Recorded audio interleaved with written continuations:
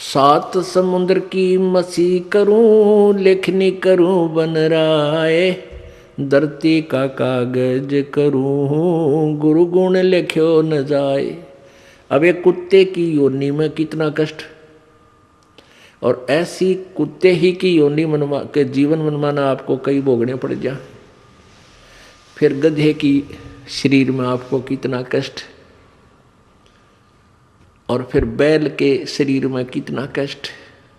नर से तीतू पशुआ की जय, गद्धा बैल बनाई, ये 56 भोग कहाँ मन बोरे है, कित कुरडी चुगने जाई। सिर पर सींग दिए मन बोरे, धूम से मच्छर उड़ावे, कांधे जुआ जोते कुआ, फिर जो का भुस खावे। फिर पीछे तू खर की जगह, कुरडी चुगने जावे, टूटी कमर पजावे, चढ़े तेरा कागा मांस गिलावे। अपने आत्माओं, ये बातें जो परमात्मा ने स्वयं आकर के हमें सुनाई हैं, कही हैं, ये कोई बालक नहीं थे वो कि वैसे ही कह सुन गए, नहीं।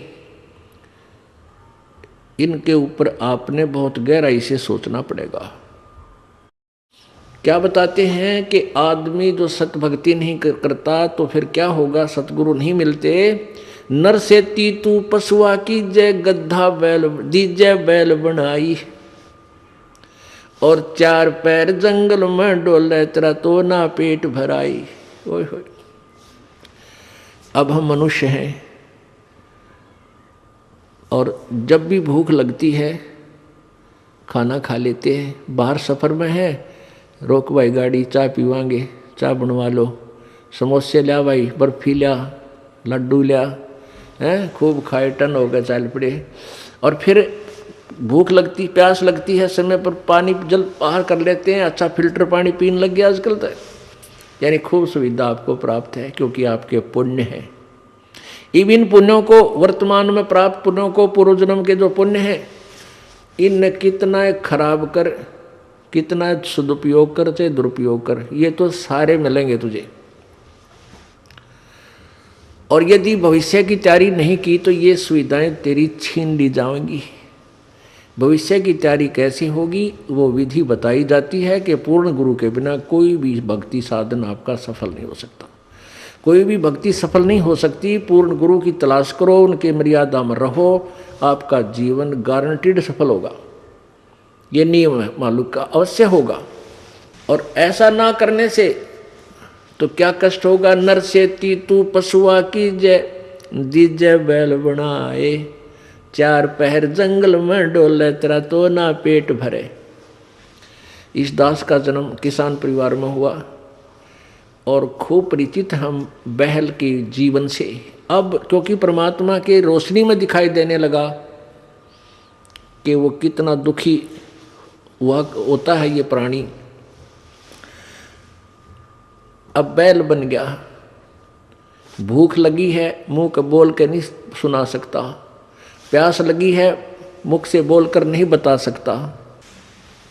एक समय हमारे एक बैल था, हम छोटे से थे।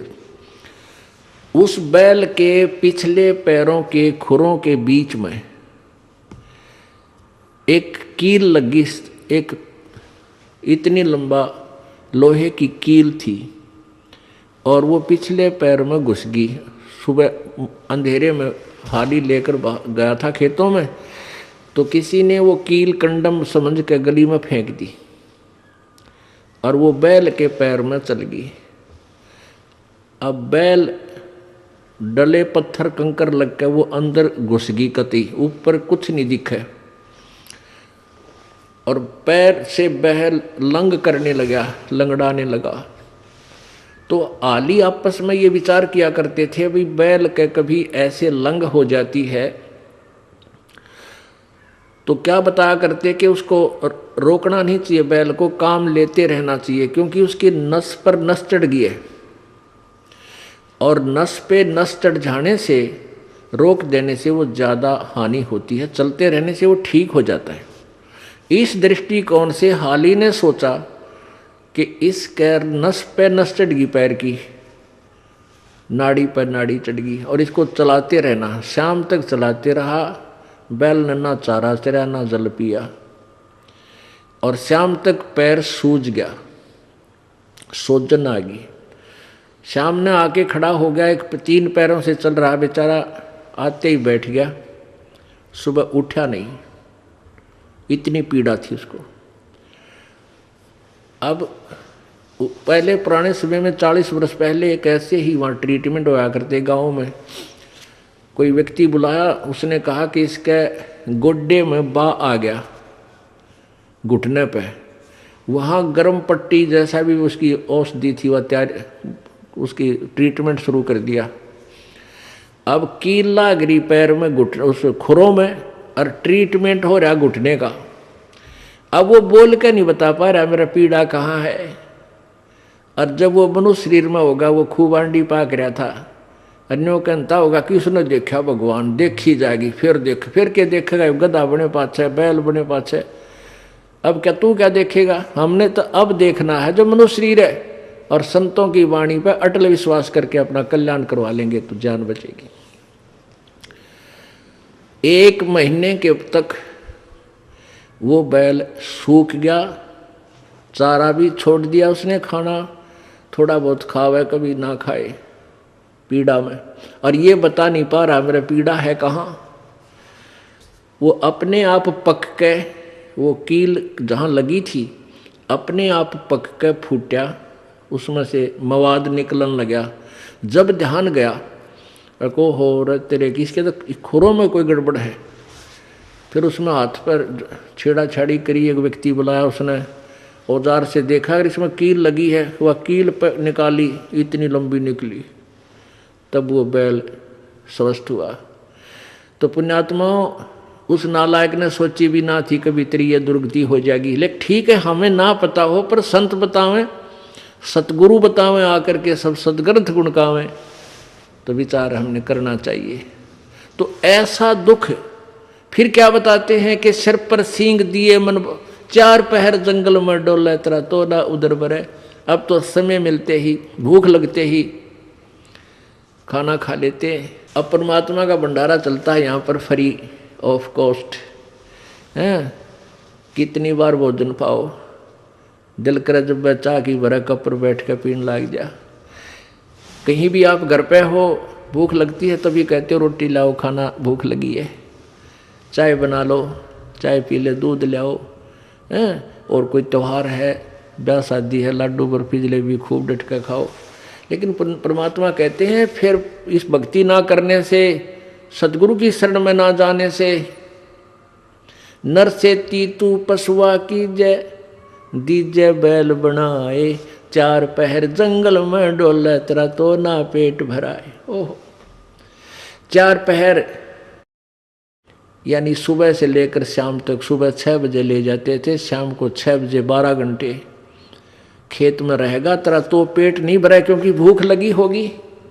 आसपास हरी भरी घास और खेती होगी जो उसका आहार है बैल का, लेकिन वो खा नहीं सकता, क्योंकि हाथ में लठ आली के मालिक के कड़म मारे, जाके चरने की चेष्टा करेगा तो खाने की।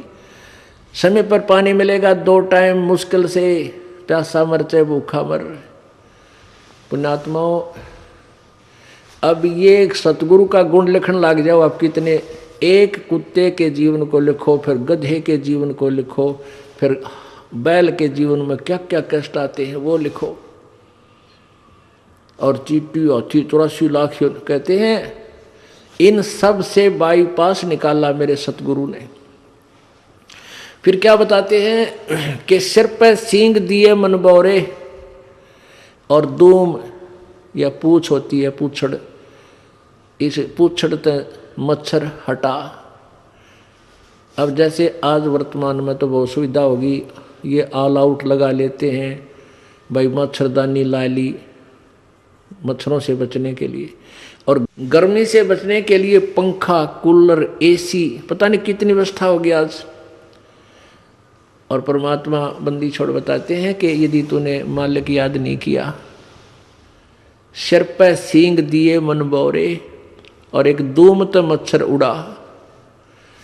अब वो धूम है ना तेरी, वो तो तेरा कूलर, और वो इतना पंखा और वह मच्छरदानी और एक आधे कर्महीन की वह दूम भी कट जाती है, कीड़े पड़ जाए उसमें, वह काटनी पड़े, वह रह जाती है फिर 8-9 इंच की। और फिर उसने ऐसे करता है बैठा बैठा, वो सुविधा भी छीन ली कर्महीन प्राणी की कि थोड़ी बहुत लंबी दूम होती तो मच्छर उठा लेता थोड़े बहुत। अब कर्महीन के वह दूम भी कट गई। तो जितने पाप करेंगे हम, उसी की एवरेज में, उसी की रेशो में, प्रत्येक योनि में उतना ही कष्ट। पहले तो गधा और ऊपर तो अंधा, तो कितने पाप किए होंगे उस प्राणी ने। फिर बैल और दूम कटगी, वो मच्छर भी ना हटा सकता, मक्खी भी ना उड़ा सकता, थोड़ी बहुत कुछ सहयोग था वो भी खत्म हुआ। तो पुण्यात्माओं, इनको घनी गहराई से सोचो और फिर भगवान और गुरु जी की तुलना करो कि हम कितना बाईपास चल रहे हैं। फिर क्या बताते हैं, कंध जुआ जोते कु कंधों का भुस खावे। ओहो,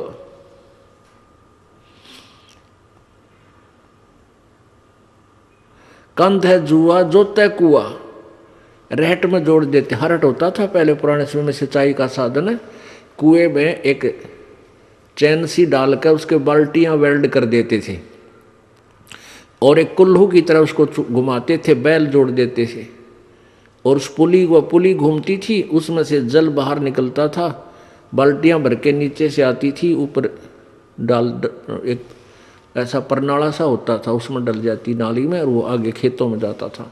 तो बैल को सुबह जोड़ देते, शाम तक वो उसका लठ मारते, अपने आप चलता रहता सिंचाई करने के लिए।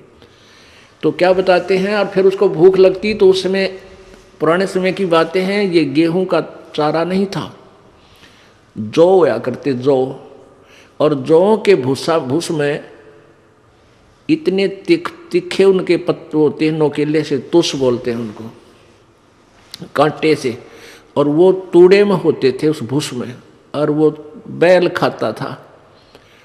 जौ के भूस को बैल जल्दी से खाएगा नहीं, वो तो जब खाएगा जब उसको ये दिख ले तेरी मृत्यु होगी, भूखा मर गया, तब उसको खाता है और कट्टे मुंह में चुभते हैं, अरे से मुंह करता है धीरे धीरे। हमने खूब देखा ऐसा। तो पुण्यात्माओं, वो दुख उस प्राणी ने कैसे ले लिया? क्योंकि सतगुरु शरण में नहीं गया। मनुष्य जब जीवन था वो भक्ति की को ना। तो ये सारी बातें याद आपको दिला करके आपके हृदय में परमात्मा की भक्ति प्रवेश करने योग्य बनाया जा रहा, ताकि आप दृढ़ता से, और डर के भय बिन भक्ति नहीं होती, और भय ज्ञान से होता है। जैसे बच्चे को ज्ञान हुआ सर्प का, तो फिर वो डरने लगा, उससे जान बचा ली। ऐसे ही हम आपको ज्ञान करा रहे हैं, आपको ज्ञान हो जाएगा तो आप इन पापों से उल्टे हटोगे और आपका जान बचेगी। जान बचेगी मतलब आपका मोक्ष हो जाएगा, 84 लाख योनियों के कष्ट से आप बच जाओगे।